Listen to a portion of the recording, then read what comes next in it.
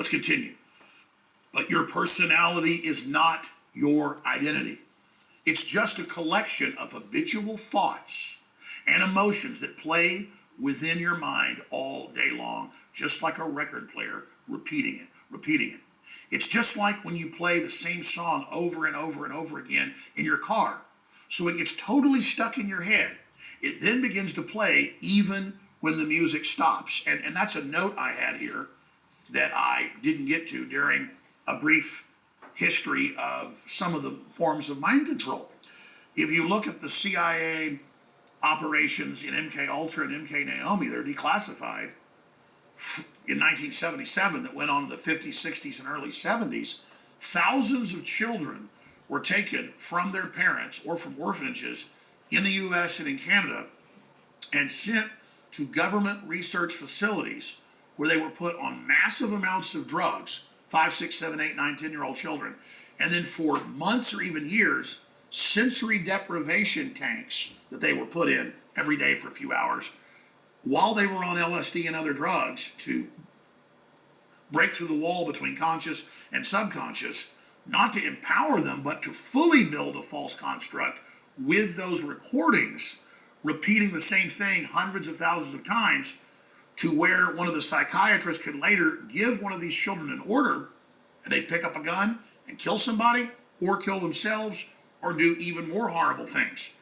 And so this system is well documented and proven, and they're now not just doing it in laboratories, they're drugging the mass of the public, they are conditioning the mass of the public through television, and that's why you see the unified stories and unified programming in all the major networks, all the major TV programs, is to gaslight the general public to a literal level rivaling that of what the CIA was able to do in laboratories. So they're externalizing the method of mass mind control and creating these false identities in all of us that they control on a scientific industrial scale. We are here simply telling you how this works so you can become aware of it, because there is nobody in the universe as powerful as you when it comes to deciding what's going on inside you and what your free will is. You are the captain of your destiny. God made you that way, and it's now to step into that office, step into your true identity and say no to the CIA and no to Hollywood and no to the New World Order and yes to the infinite, and God's going to come into you and clear out all that garbage and all that trash, and it's going to be absolutely out of your life the minute you grasp this. And I can tell you right now, I know you're more than grasping this. It is literally reprogramming you and throwing out all that garbage. Again, your personality is not your identity.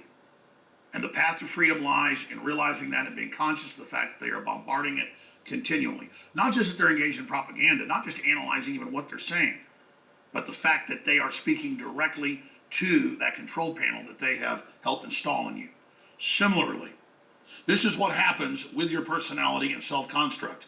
We have memorized the habitual emotions, feelings, and thoughts for so long that it feels like it's who we truly are. And that goes right back to what I was just discussing. The fact that the CIA itself was able to program little children to operate like robots by drugging them and repeating things to them tens of thousands, if not hundreds of thousands of times. And when you look at the message of Hollywood, isn't it the same? The same messages over and over and over again, all of them destructive, all of them to make you negative, all of them to, in the end, kill you. Picture this as a highway of the mind. We've got this entire map of the universe. We can go anywhere we want, as long as we're in control, as long as we're in the driver's seat. But instead, we are driving off the side of the road, off a cliff, into a rut. And that's what these preconceived notions, that's what this false personality, that's what this false construct is a rut. We need to get out of the mud, off the side of the road. We're running through trees and off the edge of a cliff and through a farmhouse and back onto the superhighway that God has laid out and designed for us, that our free will can travel at the speed of light physically in our mind in the third dimension, and we'll get to that later, and beyond that in the dimensions above us. So this is not who we are, this rut. And it's malleable and changeable.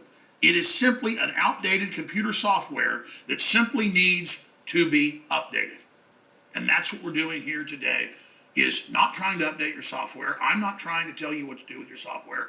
I'm simply trying to get you to become aware of the fact that it's there, and that if you don't program it, and if you don't invite God in to help you program it, somebody else is, and they don't have your best interest at heart. So just like Buckminster Fuller said, to change something, we need to build a new model that makes the existing model obsolete. Wow. So here's an exercise. Understand that your personality creates your personal reality. Now, imagine your personality has a computer operating system that can be updated and reinstalled consciously. And that's really what it is. I mean, the most complex supercomputer, so-called AI, can't look at a group of 6 pictures and say, pick out the boats from the trains, pick out the birds from the dogs, pick out the ships from the trucks, pick out the steps from the streets. But a 3-year-old can look at that and say, those are steps, those are streets, those are dogs, those are birds, those are ships, those are planes. So we're told to worship this AI all day, but a baby is more advanced in the year 2021, 2022 than the most powerful supercomputers when it comes to simply observing areas of the third dimension.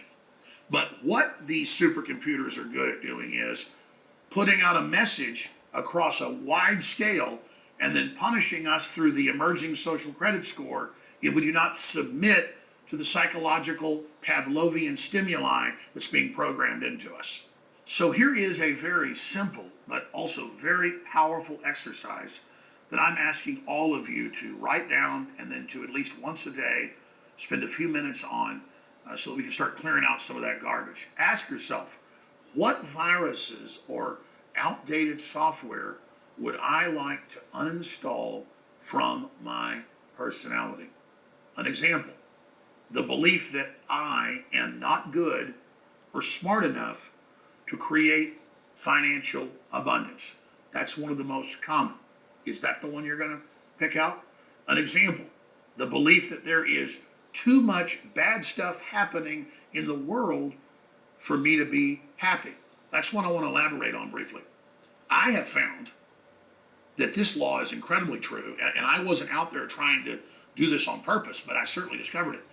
The worse the world gets and horrible things are going on, and the worse bad people get, the more when you're a good person, people notice it.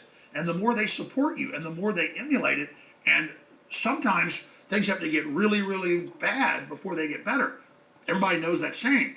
So it's sometimes when stuff is at its very worst, that's actually when it's the easiest to be able to change. So that one is really amazing. And I've experienced that on the mass scale, but also down on the local scale. Here's another example. The belief that I am not powerful enough to change the world in a positive way. Again, that goes to the last point I made. Of course you're powerful enough to change the world in positive ways every day. And when you do that, it's a law of the universe that what you do comes back on you. You reap what you sow. What comes around goes around. Karma.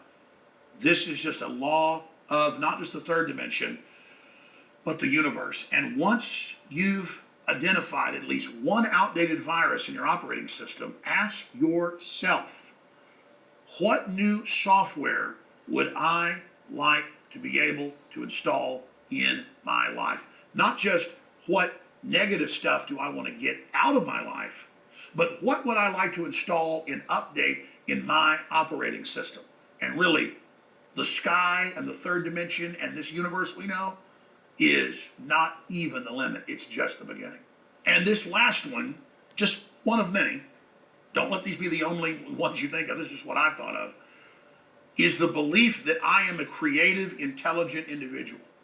And that when I engage in that, it doesn't just help myself, it helps others. And that's totally true. We all know that at spiritual and gut and solar level.